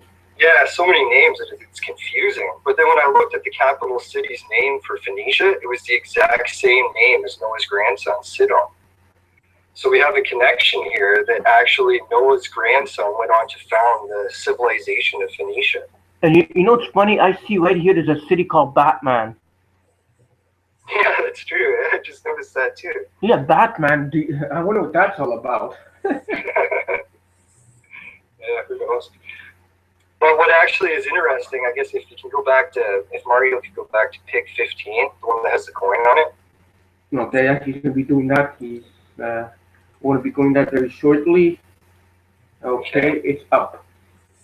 All right, so what actually this all means, to me anyways, is that when Noah's grandson found Phoenicia, not only was he said to have been, well, from the Bible, as we always assume that he's Jewish, but then you look at the symbols that Phoenicians are carrying, and they're carrying the winged disc. So the winged disc is not like a Jewish symbol at all, but it's actually a Magi symbol. So and another thing with the Phoenicians is they had ships back then, and these ships are being said now that they're actually able to cross the ocean. So here we actually have the evidence that shows that these Magi people were in Bulgaria, and they had the boats to make it over to America, to that site that I took a picture. So this is pretty much the connection here. So they had the technology. Yeah, you look at a coin from Phoenicia, and some people argue that they had a map of the entire world on their coins. So that theory that Columbus discovered America, we could pretty just throw out the window. It's part of the cover-up, as far as I think. Yeah, for sure it's a cover-up. They had to write something, you know, so the Illuminati rewrites history as they want. Yeah, that's for sure. They put what they want, and they cover up what they don't want people to know. Yeah, and then when I found out that there's a chance that Noah could actually be a Phoenician, I'm going to have to try to find some more evidence to prove that. So if you want to go into the next slide, it's got a whole bunch of the winged discs on it. Yes. Okay, if you've got that one up there, you can see the top right image. We've got a story straight from the Bible called Ezekiel's Wheel. I don't know if you're familiar with that one. Yes, I am. Yeah, it's pretty much like one of the biggest stories out of the Bible for people that are into UFOs. Because people that are into UFOs are like, oh, this Ezekiel's Wheel story it's 100% proof that there was aliens or UFOs in the ancient times. A wheel within wheels. Yeah, wheel within wheels, and they said it had wings. So then I tried to compare it to some of the different Magi symbols. Bam, is it ever a dead ringer for the symbol that we've got for Her Mazda, right? It looks almost the same. Yeah, so that's what I was thinking. It's like, here's Ezekiel staying with the Babylonians, and he's got all these winged disc symbols everywhere, and then he tries to tell people what God looks like as being a winged disc, and there's still a mystery somewhere. It's like, where's the mystery? Like, you have a picture right here. So then the funny thing, too, is that you notice how this picture in the very bottom right, the guy in the winged disc is carrying a bow instead of a ring, like in the older picture? Yeah. Well, I talked to a few Assyrians on Facebook, and what they told me is the reason is that this god's name is Ashur. And it's funny, Noah's grandson also has the same name, Ashur. But the bow he carries is a symbol that, back from the flood, he started switching his weapon that he carried to a bow as a symbol, as like, remember how in the Bible it says God gave us a rainbow as a symbol that he would never wipe us out with a flood again? Yes. Yep, so that's where that rainbow comes in, or his bow. And that picture, isn't that supposed to be God up there? Yeah, the top right picture, you mean? Yes. Yeah, so it's hard to imagine that some people are saying that they don't know what Ezekiel's wheel was modeled after, but I'm pretty solid that this is actually what it was modeled after. Yeah, and the other thing, too, is with Noah's son being named Ashur. It's like, doesn't that seem kind of weird? It's like, try to picture two rival religions, and then one of those people having a child, and then naming that child the name of the god of their rival religion. It's like, doesn't that seem a little bit odd? It does, but I think everything was done, and they knew exactly what they were doing. Yeah. I don't know, if I had never heard about the Magi before, I don't know if I would have noticed the coincidence that Ashur is the guy in the winged disc and the same name as Noah's son. I just don't think it's a coincidence there. No, there are no such thing as coincidences, I think. Yeah, in most It not only cases deals not. with these things. All right, if you want to go on to the next slide, this is probably a picture that most people are going to be familiar with. It's the story about Jesus' birth and how the wise men followed the star. Yeah. So that's when I came into these wise men. I figured out that they were Magi. I looked into some of the ancient texts in Syria and Assyria and Babylon, and they're pretty clear that these wise men would be followers of the winged disc. And then I was thinking, the problem that the Bible scholars have is when the Magi followed the star, it didn't map up. They're like, you can't look at a star that's in the east and then travel east, or the directions just didn't map up right. So then people started saying, oh, is this star a comet, or is it something else altogether? But my research shows that those Magi were looking into an internet, and that's what this star was, is they were actually looking into Sirius. So this universal internet doesn't have useless information that we would have on our internet, but it actually has useful information like the location of when the next prophet is going to arrive on Earth. I wonder if it has viruses. Yeah, you can imagine what an ancient virus would be like. Well, when I was looking at the Bible references to this, I'm like, well, I got to find some more information about what the Magi talked to about Jesus and what they taught him. And then what do you find in the Bible? But there's 15 missing years.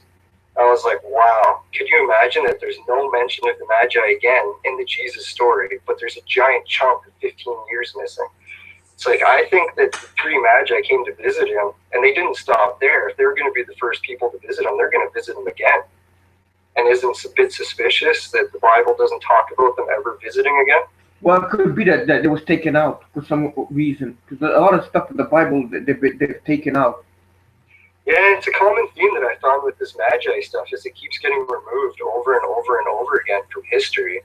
And then even if you look at ancient libraries that were destroyed, like the Library of Alexandria, it was filled with Magi texts. And then if you look at the libraries in say the Mayans, their text was all Magi stuff, and it was all destroyed as well. And then you even look at ancient China. Ancient China now has evidence for pyramids.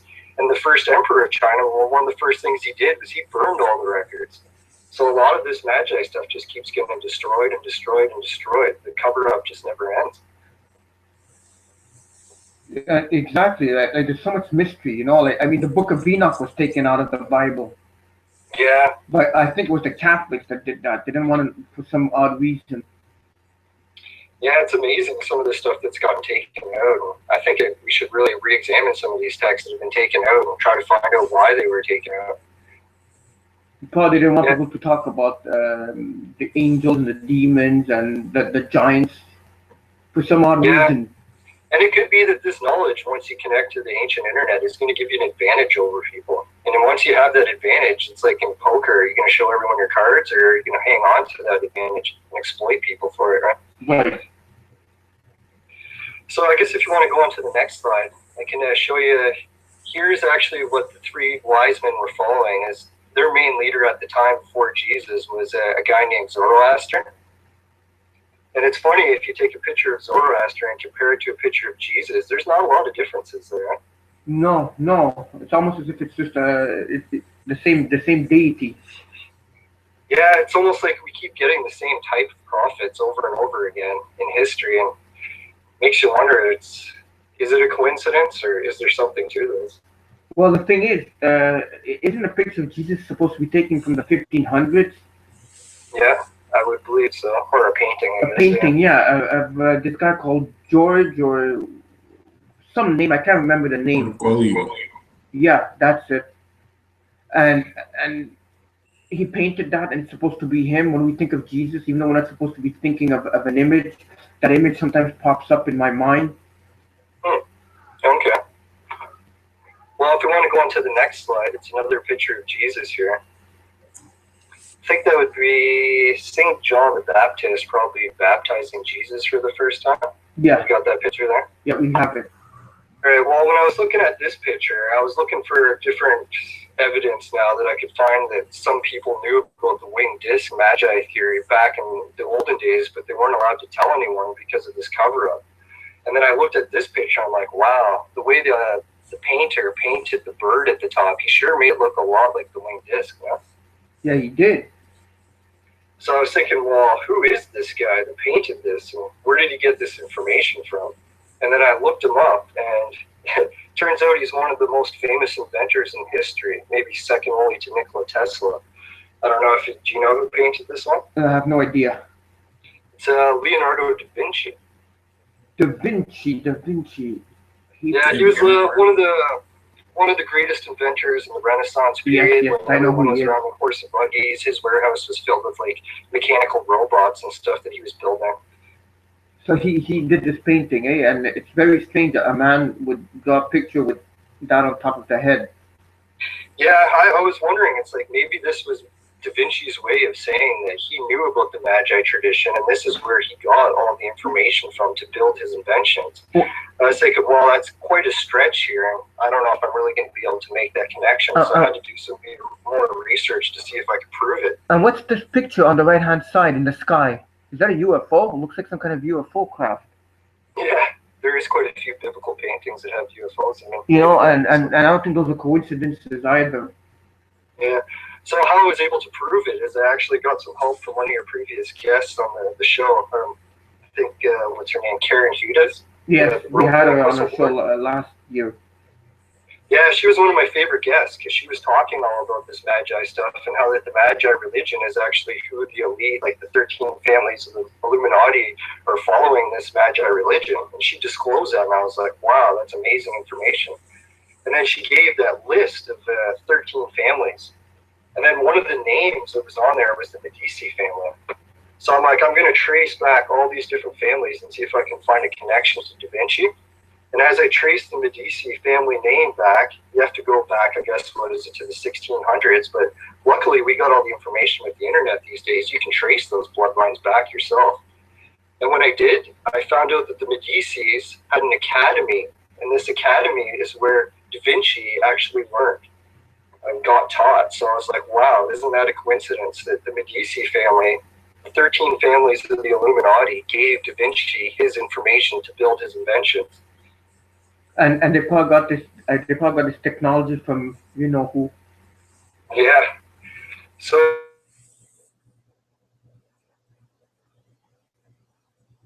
Hello? this was the time we could discover, is the Illuminati good or are they evil? And would Da Vinci tell us what he thought? Were they good or evil?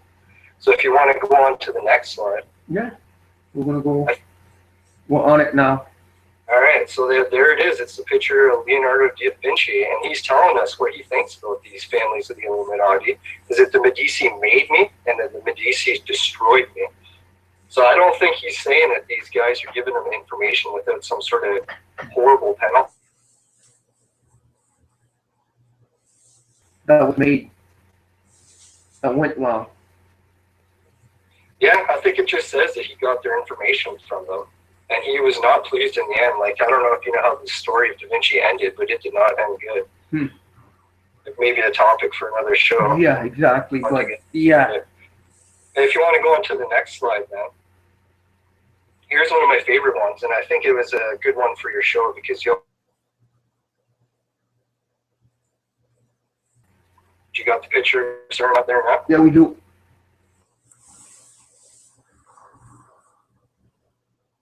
Turn it aside. Yep. You still there? Yeah, you're cutting up. We can't hear you. Mario, can you hear him? I hear, but it cuts up every once in a while. Yeah. Do you guys need to call me back or no? Well, I think you're fine now. Okay, I'll try moving a bit closer to the mic and see if that helps. Okay. Okay, so what CERN is actually doing here, if you compare it to the ancient mirrors, is the picture on the top left. We've got a mirror, and standing next to it is the Egyptian deity god, or not god, Thoth. Yes. The Thoth is said to be the god of wisdom. So you can see that all the Egyptian pharaohs had to stand in line next to a mirror as they got information from Thoth. So next I got on this side here is another picture, and this one's from Samaria, and it shows that the Sumerian wing disc is actually a mirror as well. I don't know if you can make that out in the picture. It's got the mirror, the handle, in the middle, the wings coming up. Yeah. So my theory on this whole thing is that when the Anunnaki had that problem with their planet and they came to the Earth and they tried to get the gold, like you've heard from the Zachariah Sitchin story before, I'm sure, right? Oh, yeah. So when they came to get the gold, it was to try to save their planet. And what I'm thinking is, since we have no records saying that the planet was saved and talking about how everything went well after they got the gold, that their plan failed. And now they had to go to plan B. And I think plan B is what we have happening at CERN. These guys couldn't save their planet and they need a new one. So they're going to make a portal, sort of like a mirror, that not only allows them to communicate with Earth, but they want to cross over permanently. And that's supposed to happen today, of all times. CERN is supposed to move to full power tonight. Oh, really? Yeah. Yeah, it's funny how tonight has so many epic proportions, it seems. There are so many things going on with the Pope and CERN and Syria. It's really a lot of world events all coming together at the same time. Exactly, but no asteroid, thank God. Yeah, seems like we might have a little bit more to worry about here than an asteroid. Yeah, exactly. Unless these guys are good and they're coming here to be nice to us, but you never know, right? I kind of doubt that for some reason. I don't know, unless God's angels come down, but I never heard of God's angels just coming down for all of us. Yeah, so I think this is why we're getting a lot of cover up with the Magi and stuff, is their end goal is this CERN project, and they're not going to go around telling everyone what their end goal is, especially if we try to stop them. Right? Exactly. I mean, I'm sure you've heard of Tom Horn's work, right? Tom Horn, maybe you could give me a quick refresh. He's the one who wrote Petrus Romanus. Oh, yeah, the Final Pope. Yeah, Final Pope Exo Vaticana. He wrote On the Path of the Immortals, his last book, and it talks a lot about wormholes, portals, and CERN. Yeah, it's an amazing subject. I can't believe how close we're getting to it. We've done shows on CERN in the past. Yeah, so I think there's a lot of debate what CERN is about, but I don't know. When you don't forget it's pretty solid to me. Don't forget, CERN did invent the internet. Yeah, the World Wide Web. Was invented too. And if CERN invented the World Wide Web, what are they trying to do now? You know, it all connects back to what you're saying about the ancient internet. Yeah, I wonder that too. If maybe the reason we're building this giant internet on the Earth is if they actually plan to network everyone's computers together to make a giant supercomputer that's going to be big enough to process the information to, say, teleport someone through this CERN gate. And also, if you notice, to note that to control us all. Yeah, and if you want to go on to the next slide, it talks about, or it shows here, when the States first got involved with wars in Iraq, I don't think it's coincidence they went into the museums and they took all the Magi artifacts out of there with military-like precision.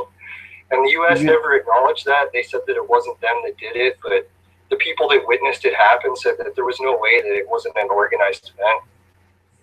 They took out all kinds of stuff, I know, from Saddam Hussein, all kinds of artifacts, and maybe there was all kinds of technologies that they wanted for their own purpose. Yeah, there's a rumor going around that Saddam Hussein actually thought he was a reincarnation of an ancient Magi, so he was right into that Magi stuff, and I bet you that's one of the reasons why they took him out. And Mario and I have a theory that we think in Iraq they might have portals. Yeah, I could definitely see that. They'd be left over from an ancient time, maybe. Exactly. And of course, the Americans, the U.S. government wants all this information for themselves, all this power. Yeah, if you want to go on to the next slide, I just put up a picture of a charity organization called Lifeline Syria. Yes. And actually, that's where this all connects to even the Syrians right now, is that you have Turkey, and just below them is Syria. So I have a feeling that the reason why ISIS is destroying all these relics, like I'm sure you've seen on the news, is that they're trying to end this Magi knowledge from getting out to the public. And the Syrian people are actually getting caught up in the middle of this. And I'm not really big into charity a lot of times, that I think it's going to the wrong sort of things. But this Lifeline Syria, if these people are facing like that kind of catastrophe where they're not immigrants just coming here looking for a better life, they're actually refugees trying to escape this war that's covering up the Magi. And don't forget, Syria is Damascus is in the Bible prophecy saying it's going to be destroyed in the end days. So we're living in interesting times. That was one of the big things that hit me when I was looking at that map, is I noticed that Damascus is right down in there in Syria. So it's like the Bible says that Damascus has to fall for the end times to come. And that's what we're going through right now. The people in Syria, their places, Damascus, it's getting destroyed. It's just inching its way closer to the end times. What about Nimrod? Yeah, Nimrod was also involved with the Magi stuff. And a lot of the texts that came to him say that he was involved with the Tower of Babel when it fell. So I don't know if that is involved with this cover-up as well. Maybe the Nimrod was able to get some of this Magi information back and starting to share it with everyone, and they didn't want it, so they had to stop it. And that's where the Nimrod and the Tower of Babel came out. They took a little bit from each religion, gave us some truth, and then split it up with a bunch of dogma so that we'd get lost and not be able to figure out really what the true message was. Well, I think Satan does. He mixes truth with lies. Yeah. So you can see here that a lot of the stuff we've been getting in Christianity and Judaism and a lot of other religions, it has a lot of good truth in it, but then there's so much that it just doesn't fit, right? And now we can see why it doesn't fit. They're trying to cover up a little. Do you think the Bible's been, how can I say this, tampered with? Well, I guess it's kind of hard to say. Mm-hmm. Well, we know it's been tampered with just because of the translations over the years. You have to go from one language to another, and it's never going to be the same thing. But how much so, it's hard to say. Yeah. It's like 90% of it true, I have no idea. Could be. Exactly. Well, we don't really know, you know. We just have to figure it out on ourselves and pray that we find out the answers to this. Yeah. And then there's actually one last topic here. I guess we'll go on to the second last slide. Is a lot of the research I did after experiencing an encounter with light beings is I researched their history and found out that they connected to the Magi. And that the Magi had a theory about why our world was so difficult. You know, you guys have been saying on the show before that the world is a horrible place and that Satan's at the top, and the reason he's made it so horrible is to torture us and stuff. But the Magi had a different opinion on that, as they actually thought that God was making our earth difficult so that we could evolve. And if he made it easy for us, we just weren't going to do it. We were just going to get stuck in complacency, and we would never take that next step. But are you talking about evolving from monkeys? Well, evolving eventually into the light beings. I have a feeling that if we actually do figure out this ancient internet and we start tapping into it, it's only going to be a matter of time before we actually evolve from it. And we're probably going to have a chance at evolving into the light beings. Okay, I never heard of that. Have you, Mario? The light beings. Yeah, so we could evolve into light beings. Doesn't that have anything to do with the year of the light, which is this year? Remember, we just spoke about that in the news. Yeah, that's right, Mario. When you said that this is the year of the light, I was just floored. I was like, wow, I didn't even know that, and it connects right into the research. Exactly. That's fascinating. But what was Satan? Wasn't he something to do with the light? The light bearer. Satan was. Yeah, the morning star. No? The false morning star. It just shows a picture of Jesus. I don't know if you got that one up on the screen. No, next one? The next one? Yeah. It would be pick 25. Yeah, you got it. Okay, so this one here, I guess what we're kind of discussing, are all light beings evil? And this is the picture that helped me with my research to say, hey, all the light beings aren't evil, because one of the best miracles that Jesus did from the Bible is that he himself transformed into a light being. I don't know if you guys are familiar with that part of the Bible or not. Mario, are you familiar with it? About what? Let's see. Jesus transformed into a light being? I think he did. Well, he is the light. If you want to read it in the Bible, it said just before he got taken in for crucifixion, he went up with his disciples onto the top of the mountain, which is, I'm hoping, a similar mountain to the one that I found. And he was doing some sort of things on top of this mountain that allowed him to transform into a light being.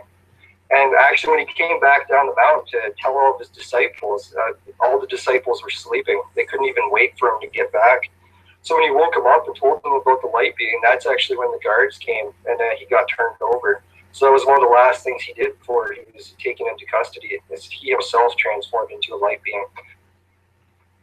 A light being. Well, that's not the same thing as when we die and we get a body like Christ. Yeah, it's kind of weird. Like, is this light being like the Holy Spirit. I'm wondering maybe that's what it is when you have the full power of the Holy Spirit, is you're a light being. That's very fascinating, but it's very hard to tell. Yeah, well, this is where it comes in. Like it's Satan being a light being, proof that all light beings are evil. But then you get this picture of Jesus, and he's also a light being. So I don't think it's that easy that we're just going to be able to say all light beings are evil. No, the thing is, I've dealt in all kinds of stuff, and the light beings are coming. You could become a light being, pray to the light beings, you know. And who are these light beings? Are they demons, devils masquerading around as angels of light? That's where it gets tricky. Yeah, if you take a look at every culture, like what is it? The Tibetans, the monks there, they have a light being body that's called the rainbow body. And pretty much every religion in history eventually leads up to the apex of their religion is turning into the light being. But I get the feeling that all these religions are sooner or later going to turn to just one world religion, like it's been prophesied. That's what it's Yeah, that's what I'm thinking. It's like we don't have to worry anymore about what this new world religion is going to be. It's like it's pretty obvious to me we're dealing with the Magi religion as the one world religion. And how much of it is true, I don't know. It's hard to say. It is. It sure is. I mean, it's like an ongoing project. I'm going to be researching this stuff probably till the day I die. Until the end of what? Until the end, right? For sure. I agree with you. Yeah, for sure. And with the Pope visiting the United States, it's not going to be good. Maybe it's for a world religion. Yeah, maybe if you want to put that map of Turkey up one last time, I'll just try to tie everything in together here. Okay. It's up. Okay, let me see here so I can get it. There it is on my screen too. All right, so we have Turkey as where Noah landed. He built that Göbekli Tepe. He founded the Phoenician civilization in Lebanon that had a sea route that went all the way over to America. So it's kind of ironic that at first I was thinking, oh, I found this holy mountain, wonder if it connects to the Magi. And then when I traced where Bulgaria was, it was so close to Turkey in this Noah situation that there's actually a chance that Noah's direct descendants were the ones in America standing on top of that mountain where I took the picture in America. Whew. Yeah, it's pretty amazing to think. Like, I always thought if I was going to go on some sort of pilgrimage, I was going to have to go to Israel or something. Exactly, and you didn't even have to. And you said and you said when you've been there, didn't you feel like electricity? Yeah, it was an incredible place. Like when I was there, I just knew that I was standing on something big. And a lot of people had been there before, but they just didn't see the connections to the Magi because this Magi stuff's been covered up for so long. And then if you look actually to the right of Turkey, you have a country called Armenia. Yes.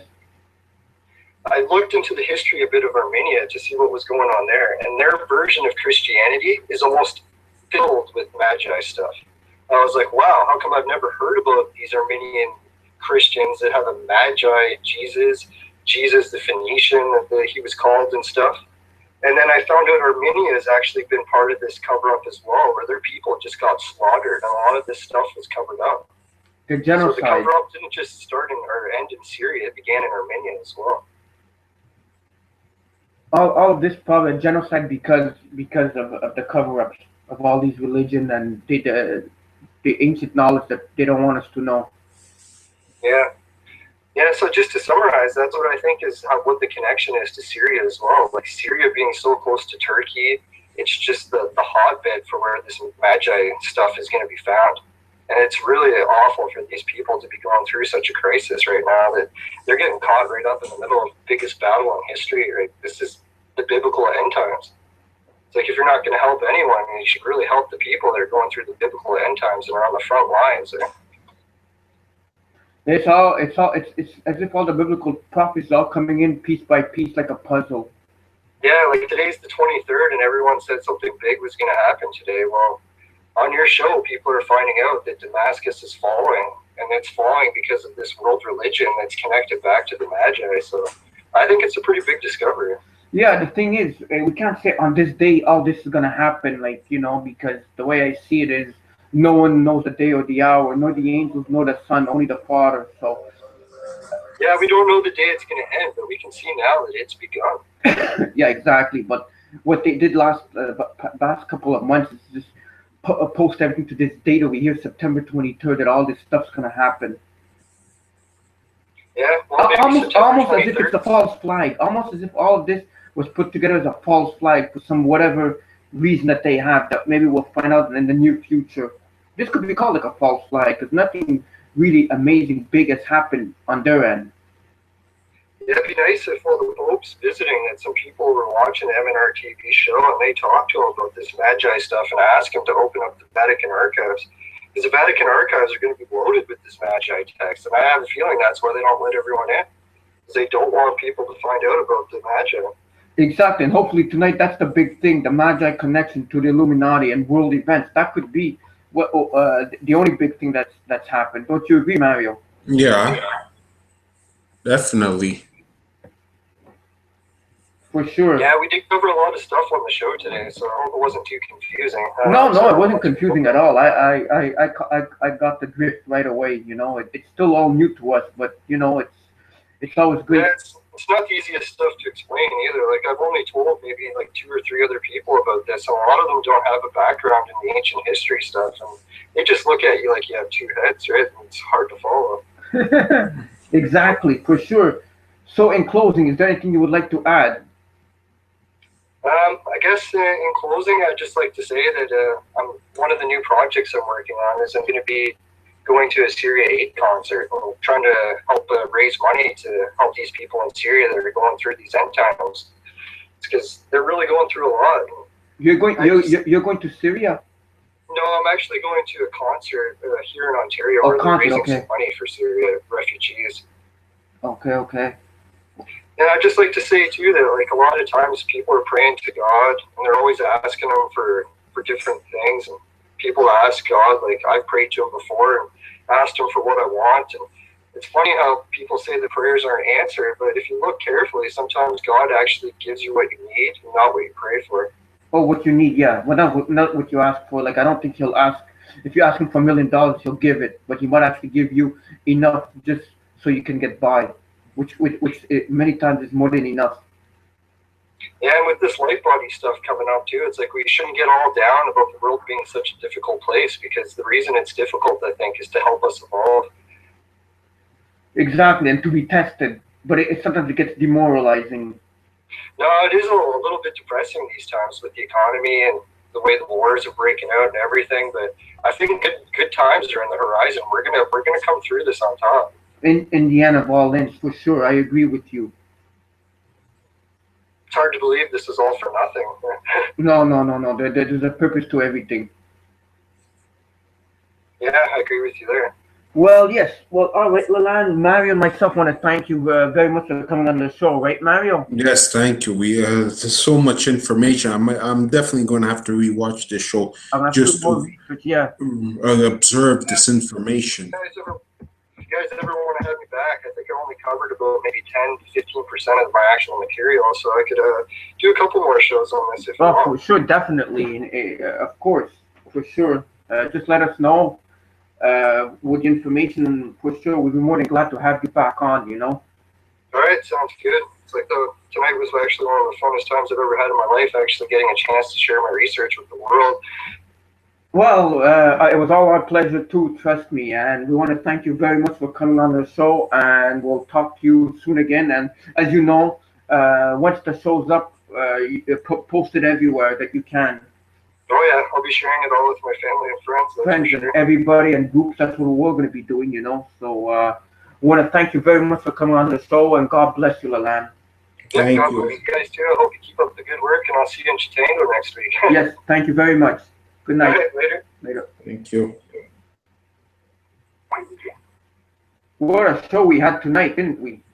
Yeah, I mean, wow. I mean, the Magi, we didn't know that much connection to it, but you know, I mean, if it's hidden, that's something that's earth-shattering, I would think. Yeah, I mean, I learned so much. It's like, wow, I was grasping all that. I'm glad we had Leland on. It's good to learn new stuff, that we're not always like rehashing the same stuff, because I get tired of always rehashing the same thing over and over. Yeah, know, but we but gotta rehash because a lot of people don't know what the hell we're talking about, and there's new people that have just discovered and they've woken up. So we have to keep on saying. but we also have to be innovative and discover new stuff and get it out there, and you know, so people can learn and see what it's all about, like the Magi Connections to the Illuminati and the ancient internet galactic grid, or whatever you want to call it. But anyhow, guess we're gonna call it a night, and Yeah, so we'll see you next week, God willingly, and God bless you all. And that's it for now, and we'll see you next week. Thank you very much for watching the show. yes, Good night. thank you, people. Be back next week. We definitely will try and be back, unless if something happens where there's an earthquake or something, which ain't gonna happen. But we definitely will be back. Yeah. All right. Have a good night. Thank you. Bye.